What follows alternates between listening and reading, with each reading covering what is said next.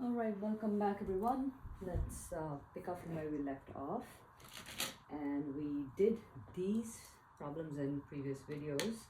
So here's next one in the series. Let's keep moving now. Here's what we want to do this time is, let's say we want to try something here, the multiplier. So far we've been taking single digits.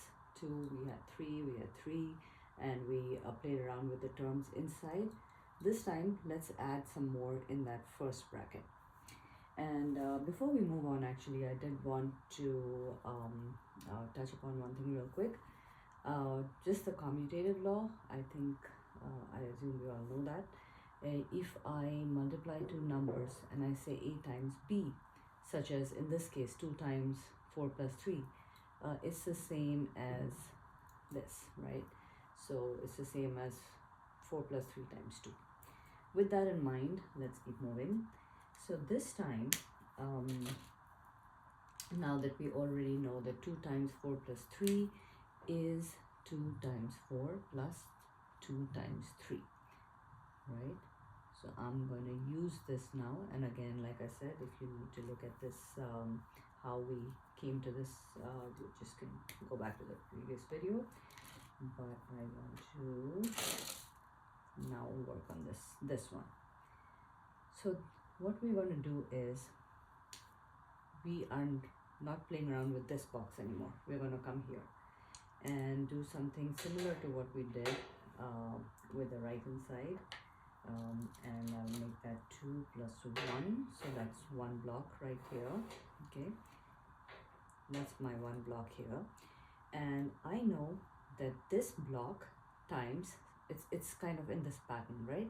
This block, which is the same as the number 2 here, times anything you see on the right hand side will look like this, correct? So I would take what you have here and multiply it with each of the terms you see inside this bracket.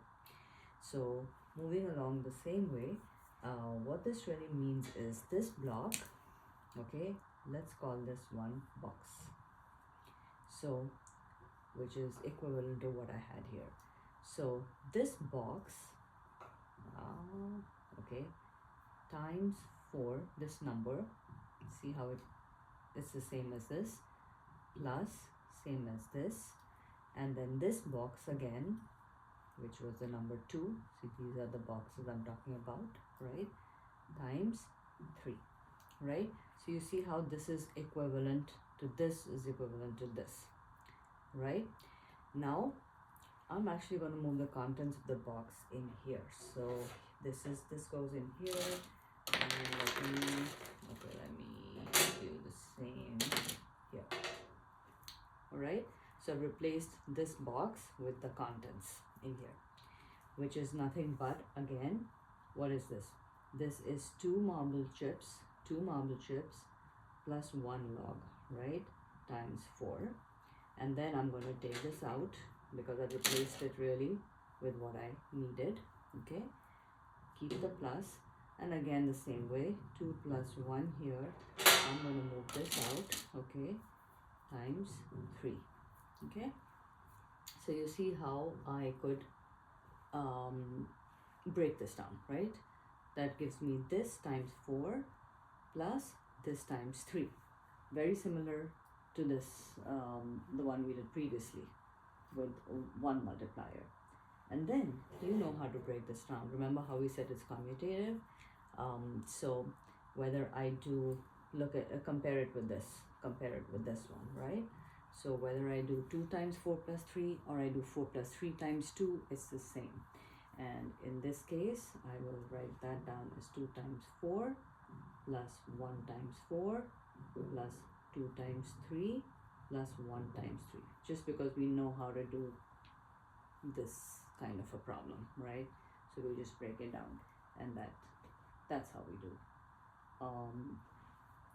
the FOIL method, as they call it. Okay, so you just take this number times this number, that is what we got here, 2 times 4.